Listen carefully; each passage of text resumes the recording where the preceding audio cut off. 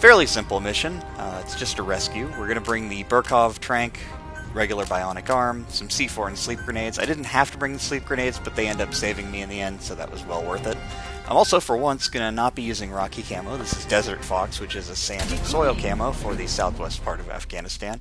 I could have used sand and soil for a Hero's Way, but I think that area is not actually desert either, so it's really only the area around the palace that's considered to be sand. I don't know. It's a very small operating area for this camo.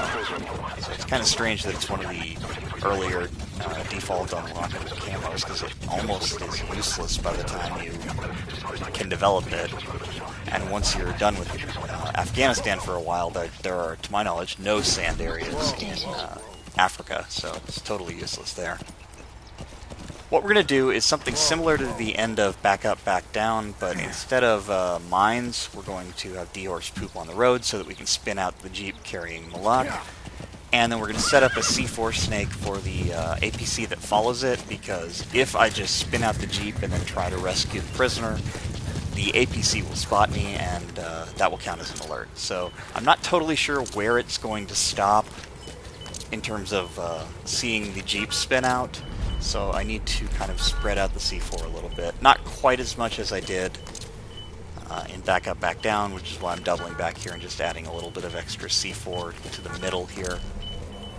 Okay, so we're set up, and I'm just going to take a look and see what's going on over at the palace, so that I just have some idea of when everybody's going to move. So there's the escort vehicle, there's the Jeep with Malak. There'll be a conversation between the Soviet guards here before they drive off. It's basically to give you time to get to the palace and rescue Malak early if you want, because there is an optional objective to rescue the prisoners here, and once they drive off with Malak, one of the guys will start trying to execute the prisoners, but we're not going to worry about that because we'll be out of here before they actually, I think, kill anybody anyway. So they're going to start off on their own here. And see if you can notice in a minute or two something that I did not notice, because there is an additional complication that I don't even see until it's almost too late, and I nearly get caught because of it.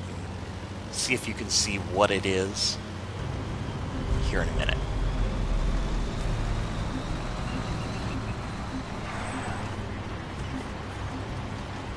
So the Jeep spins out.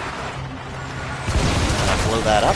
It was good timing there, because it wouldn't have stopped, and it just helped a little. Now I use the sleep grenade just so that those guys in the Jeep don't wake up on me.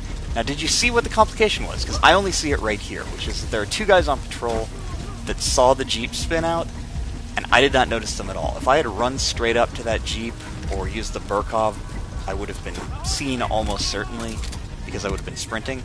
But instead I used the sleep grenade, and that saved me because I can't approach the Jeep until the sleep grenade cloud wears off. Additionally, the cloud counts as smoke, so the sleep grenades that I threw at those guys end up saving me again.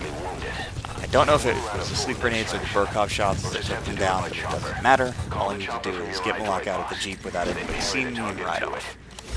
Now, he is considered injured, and Miller will tell you to get a chopper, but you don't need to actually chopper out injured prisoners as long as you exit by land.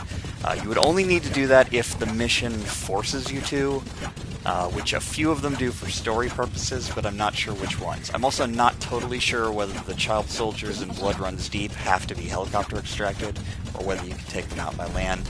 I don't quite remember if that's the case. But other than that, you don't need to worry about it. Oh, I think you need to extract Eli in White Mamba by helicopter, but again, that's a force involved, so it's not really a big deal. And that'll do it. Amazing. Mission complete. That right there is why you're the best, boss. The one and only.